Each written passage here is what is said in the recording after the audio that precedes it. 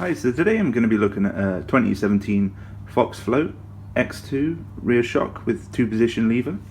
So I'll just show you around the packaging. It's just the basic packaging Fox have been using lately. Let's have a look inside the box itself.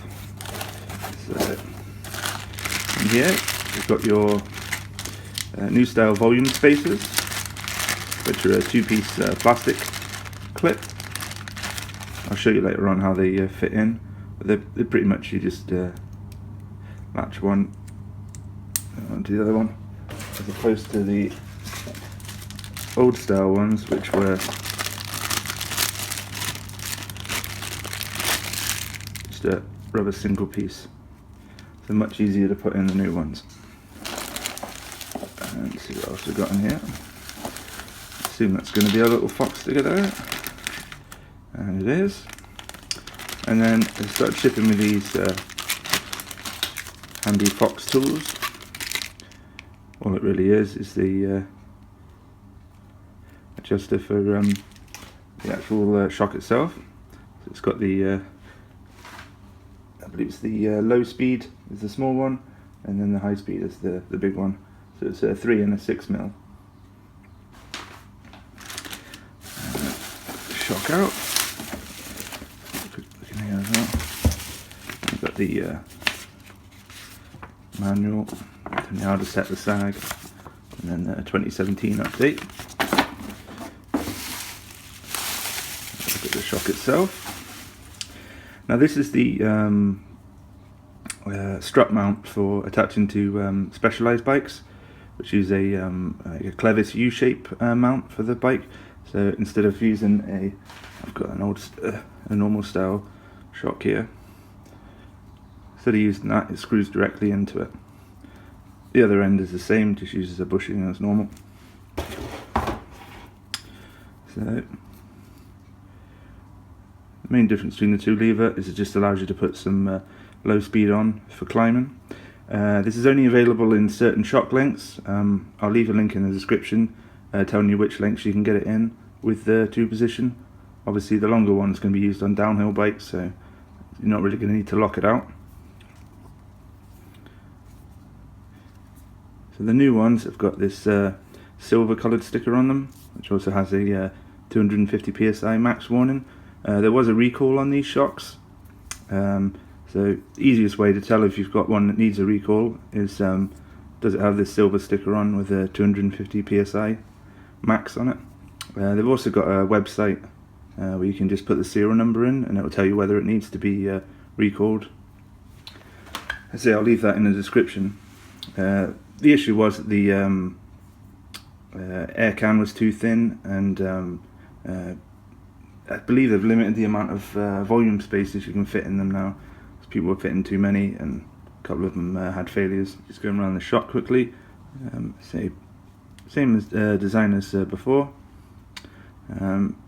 Got your low speed, high speed compression, and your low speed, high speed rebound, and you've got your little piggyback oil chamber.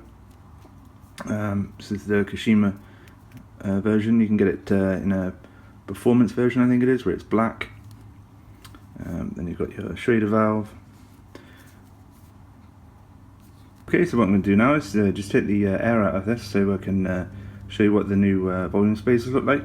So the first thing I do is just twist the air can round so the Schrader valve's away from here.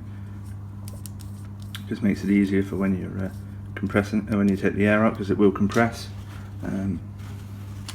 I usually do is just get a paper towel, because some of the oil can come out of the Schrader valve. And then, okay, so once all the air's out, you need to locate this keyway and hold the shock.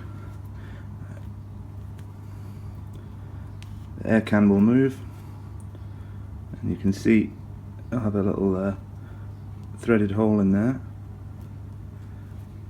which is the new update.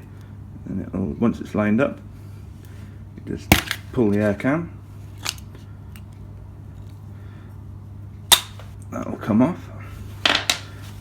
I always get a bit of paper towel to put stuff on because there is a bit of oil in here. And then inside you can see the updates. So they've got this extra fitting here which stops you fitting too many volume spacers in. This one's got 3 in at the moment. You see, it's really easy to fit them. I think this might be the max on this one.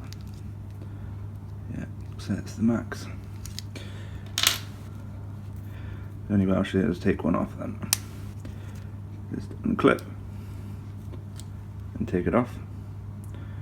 And you would just do the reverse.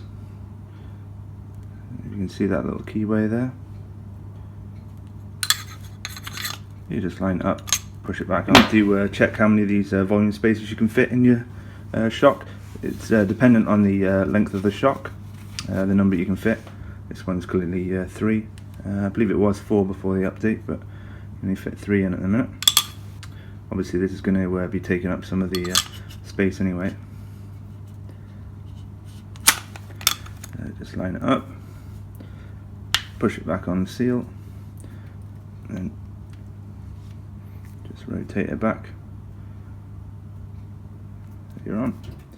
Then you just add your air back in. Actually, I'm just going to be using my Fox digital shock pump. The only difference on this is it's just got a digital readout on it.